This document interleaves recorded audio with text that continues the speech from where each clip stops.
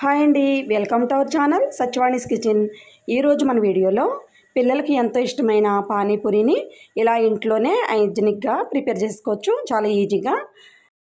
బయట కొనుక్కునే పూరీలు ఎలాంటి ఆయిల్లో ఫ్రై చేస్తారో అని భయం కదా.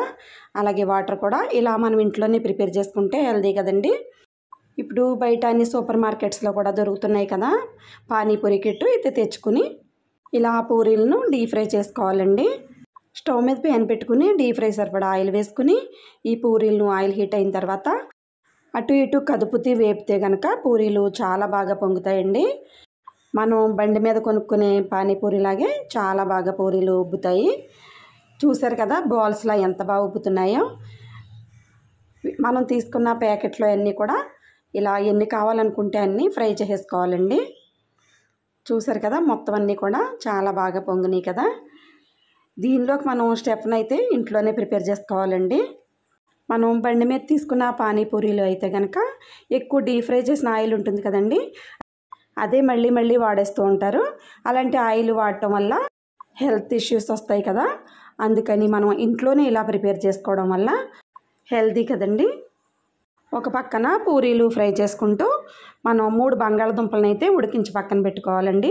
అలాగే కొద్దిగా బఠానీ కూడా వేసుకోవాలి, పచ్చి బఠానీ. అవి ఇవి కలిపి ఉడికించినవి మెత్తగా స్మాష్ చేసుకోవాలి. ఈ స్టఫింగ్ అయితే కనుక పానీపూరికి చాలా బాగుంటుంది. పొటాటోస్ అలాగే బఠానీ కూడా ఉడికించి పక్కన పెట్టుకుంటే ఈ స్టఫింగ్ చాలా ఈజీగా ప్రిపేర్ అయిపోతుందండి. ఇలా మెత్తగా స్మాష్ చేసిన దాంట్లో స్పూన్ చాట్ మసాలా వేసుకోవాలి. అలాగే 1 స్పూన్ ధనియాల పొడి కూడా వేసుకోవాలి. ధనియాలు కొద్దిగా వేయించి పౌడర్ చేసిన ధనియాల పొడి వేసుకుంటే దీనిలోకి బాగుంటుందండి. ఇవి 2 వేసిన తర్వాత రుచికి సరిపడా సాల్ట్, 1/2 స్పూన్ కారం వేసుకుంటే సరిపోతుందండి. ఎందుకంటే మనం పచ్చిమిర్చి కూడా వేస్తాం కాబట్టి. 1 ఉల్లిపాయ ఇలా సన్నగా కట్ చేసి వేసుకోవాలి. అలాగే కొద్దిగా కొత్తిమీర, 2 పచ్చిమిరపకాయలు కూడా ఇలా సన్నగా కట్ చేసి వేసుకోవాలి. ఇవన్నీ వేసేసిన తర్వాత బాగా మెత్తగా కలుపుకోవాలండి అన్నీ కలిసేలాగా. మొన్న గుబ్బల మంగం గుడికి వెళ్ళాం కదండి, అక్కడ బాగా ఎండ ఎక్కువగా ఉందని డ్రింక్స్ తాగేస్తే ఇలా కోల్డ్ వచ్చేసిందండి, గొంతు పట్టేసినట్టు. వాయిస్ అయితే కొద్దిగా బొంగురుగా వస్తుంది. డ్రింక్స్ తాగేటప్పుడు బాగానే ఉంటుంది కానీ అమ్మో తర్వాత అయితే కోల్డ్ వచ్చేస్తుందండి. ఇప్పుడు పానీని ప్రిపేర్ చేసుకుందామండి. 1 గ్లాస్ వాటర్ 1 గిన్నెలో పోసుకుని ఈ పానీపూరి కిట్లో స్వీట్ ప్యాకెట్ ఒకటి, హాట్ ప్యాకెట్ ఒకటి 2 వచ్చినాయండి. ఇలా ఫస్ట్ స్వీట్ది కలిపేసుకుందాం. పానీపూరి పిల్లలకి ఇష్టం కాబట్టి దగ్గరుండి వాళ్ళే హెల్ప్ చేసేస్తున్నారండి.